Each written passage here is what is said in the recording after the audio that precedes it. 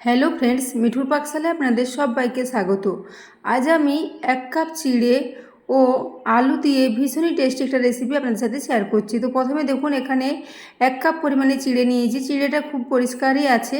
তো এরপর এটাকে খুব বেশি পরিমাণে একটু জল দিয়ে চিড়েটাকে ধুয়ে নেব। তো সেই জন্য একটু বেশি পরিমাণে জল দিয়ে দিলাম। তারপর চিড়েটাকে জলটা দিয়ে খুব ভালো করে ধুয়ে নেব, তারপর জলটা ফেলে দেবো। তো দেখুন, চিড়ের জলটা এখন ফেলে দিয়েছি। তারপর চিড়েটাকে এইভাবে একটু রেস্টে প্রায় 5 মিনিটের জন্য রেখে দিচ্ছি। এদিকে আমি একটা পাত্রে দুটো সেদ্ধ আলু নিয়ে নিচ্ছি। আলুটা আগে থেকে সেদ্ধ করে খোসাটা পরিষ্কার করে রেখেছিলাম। দুটো মিডিয়াম সাইজের আলু নিয়েছি। এরপর এই দুটো আলুকে একটু গ্রেটারের সাহায্যে গ্রেট করে নেব। তো বন্ধুরা, আজকে রেসিপিটা ভীষণ টেস্টি, ভীষণই খাস্তা ও মুচমুচে মতো রেডি হবে। তো রেসিপিটা আপনাদের যদি ভালো লেগে থাকে তাহলে অবশ্যই একটু বন্ধুদের সাথে শেয়ার করে দেবেন, এবং রেসিপি ভালো লাগলে একটা লাইক করতে ভুলবেন না। তো দেখুন, দুটো আলুকেই প্রথমে এইভাবে একটু গ্রেট করে নিচ্ছি। গ্রেট করে নিলে আলুটা মাখতে সুবিধা হবে, একদমই আলুর মধ্যে কোনো রকমের দানা বড় মোটা অংশ থাকবে না। তো দেখুন, আলু দুটোকে এইভাবে গ্রেট করে নিয়েছি। আলু দুটো গ্রেট করা হয়ে গেলে এখানে দিয়ে দিচ্ছি একটা গাজরের অর্ধেকটা পরিমাণে গাজর গ্রেট করে রেখেছিলাম, সেই গাজরটা দিয়ে দিলাম। ওই সাথে হাফ টিস্পুন পরিমাণে গ্রেট করে নেওয়া আদা, ওই সাথেই দিয়ে দিচ্ছি একটু ঝাল লঙ্কার গুঁড়ো। লঙ্কা গুঁড়োর পরিবর্তে এখানে কুচনো কাঁচা লঙ্কাও দেওয়া যেতে পারে। এর সাথে দিয়ে দিলাম হাফ টিস্পুন পরিমাণে চাট মশলার গুঁড়ো, এবং হাফ টিস্পুন পরিমাণে এখানে ভাজা জিরের গুঁড়ো দিয়েছি। এরপর এখানে দিয়ে দিচ্ছি স্বাদ মতো একটু লবণ। এখানে আর কোনো মশলা লাগবে না, এই কোটা মশলা দিয়ে এটা রেডি হয়ে যাবে। তো দেখুন, আমি এরপর এটাকে খুব ভালো করে একটু হাতে করে মিক্স করে নিচ্ছি।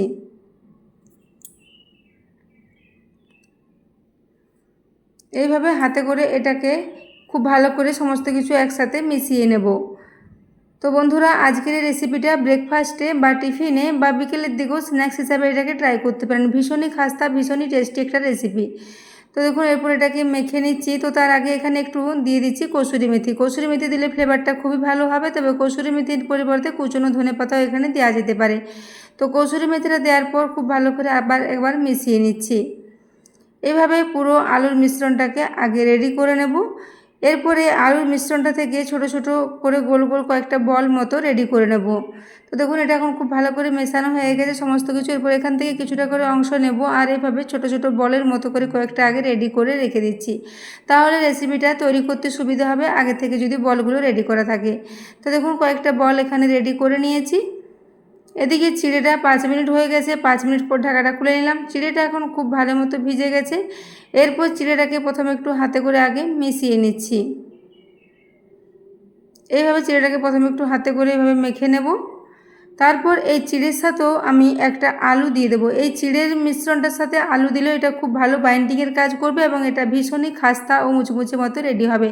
তবে যারা আলু খেতে চান না, তারা আলুর পরিবর্তে এখানে 2 চামচ সুজির ব্যবহার করতে পারেন। সুজি দিলেও এর বাইন্ডিংটা খুবই সুন্দর আসবে। তো দেখুন, আমি এইভাবে আলু আরও একটা নিয়েছি মিডিয়াম সাইজের। সেই মিডিয়াম সাইজের আলুটাকেও সেদ্ধ করে আগে থেকে খোসা পরিষ্কার করে রেখেছিলাম, সেটাকেও এখানে এর সাথে গ্রেট করে মিশিয়ে নিচ্ছি। এরপর এখানে দিয়ে দিলাম স্বাদ মতো একটু লবণ, ওই সাথে দিয়ে দিচ্ছি হাফ টিস্পুন পরিমাণে গোটা জিরে। তারপর এখানে দিয়ে দিলাম কসুরি মেথি প্রায় হাফ টিস্পুন পরিমাণে। আর এখানে কোনো মশলা লাগবে না। এই কোটা মশলা দিয়ে আলু ও চিড়েটাকে খুব ভালো করে মিশিয়ে নেব। আলু ও চিড়েটা দিয়ে এভাবে খুব ভালো করে মিশিয়ে এর একটা বেশ নরম ডো মতো রেডি করে নেব। তো বন্ধুরা, আজকের রেসিপিটা আপনাদের কেমন লেগেছে একটা কমেন্টে জানাতে ভুলবেন না, এবং রেসিপি ভালো লেগে থাকলে অবশ্যই জানাতে ভুলবেন না যে আপনাদের কেমন লেগেছে। তো দেখুন, এরপর আমি এটাকে খুব ভালো করে মেখে একটা বেশি নরম ডো মতো করে রেডি করে নিয়েছি। এইভাবে এরকম একটা নরম ডো আমাদের তৈরি করে নিতে হবে। এরপর এই ডোটা থেকে কয়েকটা বেশ ছোট ছোট করে লেচি নেব, আর বাটির আকারে এগুলোকে রেডি করে নেব। তো তার আগে আমি হাতটা একটু পরিষ্কার করে ধুয়ে নেব, তারপর হাতে তেল লাগিয়ে নেব। তো দেখুন, এইভাবে এটাকে রেডি করে নিয়েছি। ডোটা দেখে বুঝতে পারছেন কতটা নরম মতো একটা ডো রেডি হয়েছে। এরপর হাতে একটু তেল লাগিয়ে নিচ্ছি। তারপর এখান থেকে অল্প পরিমাণে মিশ্রণ নিয়ে নেব। তারপর হাতের সাহায্যে এটাকে এভাবে একটু চ্যাপ্টা চ্যাপ্টা করে প্রথমে একটা লুচি বা পুরির আকারে হাতে করে নিচ্ছি। এগুলোকে চাকি বেলনের সাহায্যেও হালকা হাতে বেলে তৈরি করা যাবে, কিন্তু আমি এগুলোকে হাতে করে এভাবে রেডি করে নিচ্ছি।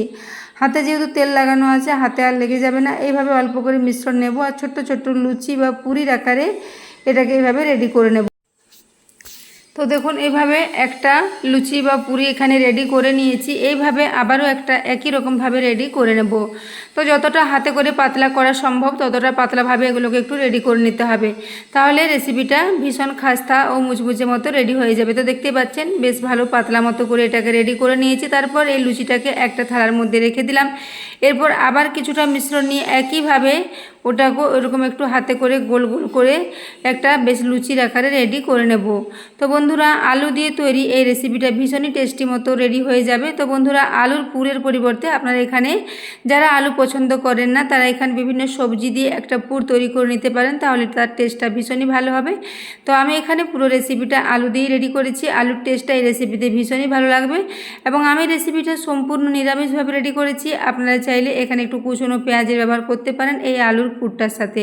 তো দেখতে পাচ্ছেন এরপর একটা লুচির উপরে একটা বল দিয়ে দিয়েছি। তারপর এভাবে উপর থেকে আবার একটা লুচি ঢাকা দিয়ে দিচ্ছি। তারপর সাইডগুলো হাতে করে একটু মুড়ে দেবো যাতে এটা খুলে না যায়। তো দেখুন এরপর হাতে করে এইভাবে একটু চাপ দিয়ে দিয়ে মুড়ে দিচ্ছি, তাহলে এগুলো আর খুলে যাবে না। তো বন্ধুরা এইভাবে রেসিপিটা খুবই সহজভাবে রেডি হয়ে যাবে। এরপর এগুলোকে একটু ফ্রাই করে নেব। এগুলো খুবই টেস্টি মতো রেডি হয়ে যাবে এবং খুব কম তেলে এগুলোকে আমি একটু শ্যালো ফ্রাই করে নেব। তো দেখুন এরপর আমি এগুলোকে একটা এখানে রেডি করে নিয়েছি। এইভাবে বাকিগুলোকেও রেডি করে নেব। তো দেখতে পাচ্ছেন খুব ভালো মতো রেডি হয়ে গেছে। এগুলো তৈরি করতে একদমই অসুবিধা হবে না, খুব সহজে এগুলো রেডি হয়ে যাবে।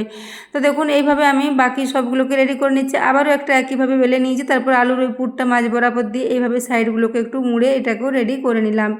তো দেখতে পাচ্ছেন এটা বানিয়ে নেওয়া খুবই সহজ। এইভাবে হাতে করে এগুলো সব রেডি করে নিচ্ছি।